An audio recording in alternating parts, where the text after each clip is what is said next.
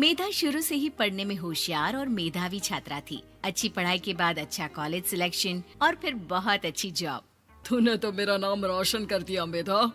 अरे लेकिन ये जो काम करने का तरीका है ना, इसे बदल ले। 18 घंटे काम करेगी तो कल को बच्चा कैसे संभालेगी? तुम्हारी तरह पागल नहीं हूँ माँ, जो बच्चे और परिवार में फंस जाऊँ।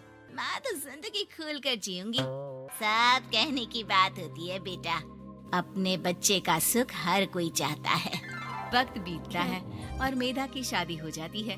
शादी के कुछ सालों में ही मेधा एक सुंदर से बेटे की माँ बन जाती है। अरे यार, मेरी मैटरनिटी लीव खत्म हो रही है, क्या करे? माँ भी नहीं आ सकती, कैसे मैनेज करूँ?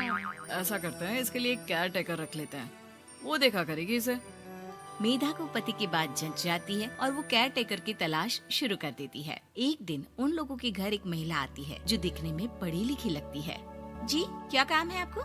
मैम, मेरा नाम स्नेहा है। आपका एड देखा केयर टेकर का, क्या मैं आपके यहाँ काम कर सकती हूँ?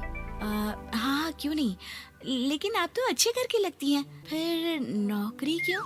दरअसल मेरे ससुराल वालों ने मुझे घर से निकाल दिया क्योंकि मैं माँ नहीं बन सकती और माता पिता भी नहीं है इस दुनिया में। तो अरे अरे, कोई बात नहीं, तुम लक्ष्य को ही अपना बच्चा समझो और यहीं रहना, और किसी भी चीज की जरूरत हो ना तो बता देना। नेहा खुशी खुशी लक्ष्य को संभालने लगती है। रात को जब मेधा घर पर आती है, अरे क्या बात है स्नेहा, तुमने खाना नहीं खाया क्या? अरे दीदी, आपका बेटा टाइम दे तब ना। अरे तो जब वो सोता है तब खा लिया करो। तब तो मैं इसके पास ही बैठी रहती हूँ।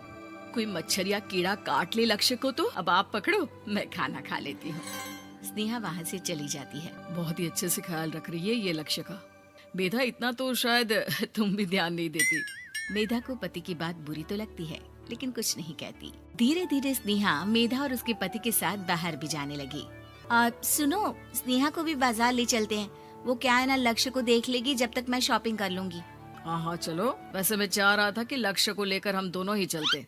क्या यार, तुम तो फ्री में इमोशनल हो जाते हो, कितना देख लेंगे हम दोनों मिलकर, ले चलो उसे। कार से निकलकर मेधा और लक्ष्य रोड क्रॉस कर रहे थे कि सामने से कार आ जाती है। मेधा का ध्यान नहीं होता, लेकिन स्नेहा तुरंत लक्ष्य को मेधा से छीन लेती है। मेधा गिर जाती है और कार मेधा को छूकर निकलती है, जिससे मेधा को खून आ जाता है। पति मेधा को हाथ देकर उठाता है। स्नेहा लक्ष्य को लेकर गले लगाई रहती है। थैंक्स स्नेहा, मैंने तो ध्यान ही नहीं दिया था कि कार आ रही है।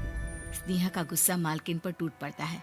अरे कैसी माँ है आप, अगर आज कुछ लक्ष्य को हो जाता तो मैं आपको कभी माफ नहीं करती। छोटा सा बच्चा है, उसे चोट लगती है तो पता है कितनी तकलीफ होती है। पति भी स्नेहा को देखने लगता है कि उसे क्या हो गया।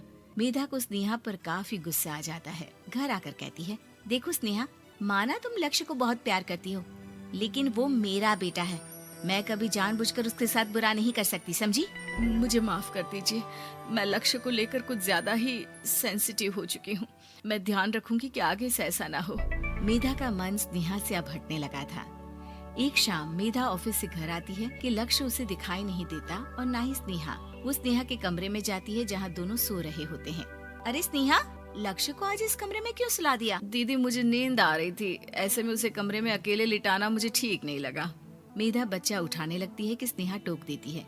रहने दीजिए ना दीदी, सो रहा है, फालतू में नींद खराब हो जाएगी। मेधा को गुस्सा आ जाता है और वो बच्चा उठाकर वहाँ से चली जाती है। अगले दिन मेधा स्नेहा को बुलाती है, साथ में एक और लड़की खड़ी होती है। स्नेहा, अब तुम अपना कुछ और देख लो, हम लोगों को नई केयर टेकर मिल गई है, तुम इस हफ्ते घर छोड़ देना। स्नेहा का मन लक्ष्य को छोड़ने का नहीं करता, लेकिन नौकरी तो नौकरी होती है ना। स्नेहा घर से चली जाती है। धीरे धीरे महीने और साल बीतते जाते हैं और लक्ष्य एक नौजवान लड़का हो जाता है। लक्ष्य, आज मुझे मंदिर जाना है, ले चलोगे? ठीक है माँ, एक काम करके अभी वापस आता हूँ, तब तक आप और पापा दोनों तैयार हो जाइए। दोनों तैयार होकर बैठ जाते हैं, लेकिन लक्ष्य काफी देर तक नहीं आता। अरे मेधा, फोन तो करो लक्ष्य को, देखो क्या हो गया उसे। मेधा फोन करती है तो पता चलता है कि लक्ष्य का एक्सीडेंट हो गया है और वो सिटी अस्पताल में है। जल्दी चलिए, पता नहीं कैसा होगा मेरा बेटा।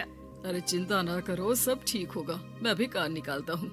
दोनों मियाँ बीवी अस्पताल पहुँचते हैं, जहाँ वो लोग देखते हैं कि लक्ष्य बिस्तर पर पड़ा होता है। एक महिला इन्हें यहाँ लेकर आई है, वो वहाँ बैठी है, लेकिन फिलहाल तो आप लोगों को इनके लिए किडनी का प्रबंध करना होगा। एक्सीडेंट में इसकी किडनी डैमेज हो गई है। मेरी ले लीजिए डॉक्टर साहब, मेरे बेटे को बचा लीजिए। नहीं नहीं, आप माँ हैं, आपकी नहीं ले सकते, पिता की भी नहीं। आप किसी रिलेटिव या दोस्त से पता कर लें और हाँ थोड़ा जल्दी करें क्योंकि देर होने से मामला बिगड़ सकता है। मेधा बैठकर रोने लगती है कि वहाँ डॉक्टर आ जाते हैं। जिस औरत ने आपके बेटे को यहाँ भर्ती कराया था वो अपनी किडनी आपके बेटे को देना चाहती है। हाँ? कौन है वो? कहाँ है वो? तभी वहाँ स्नेहा आ जाती है। स्नेहा तुम? मैं लक्ष्य को पहचान नहीं पाई थी, लेकिन आप लोगों को देखकर समझ गई कि ये लक्ष्य है, इसलिए वापस आ गई। मैं अपनी किडनी आपके बेटे को देना चाहती हूँ। मेरी अपनी तो कोई औलाद नहीं, लेकिन लक्ष्य में मैंने हमेशा अपना बच्चा देखा। तुम धन्य हो स्नेहा, जो इतने साल में भी लक्ष्य को भूल नहीं पाई।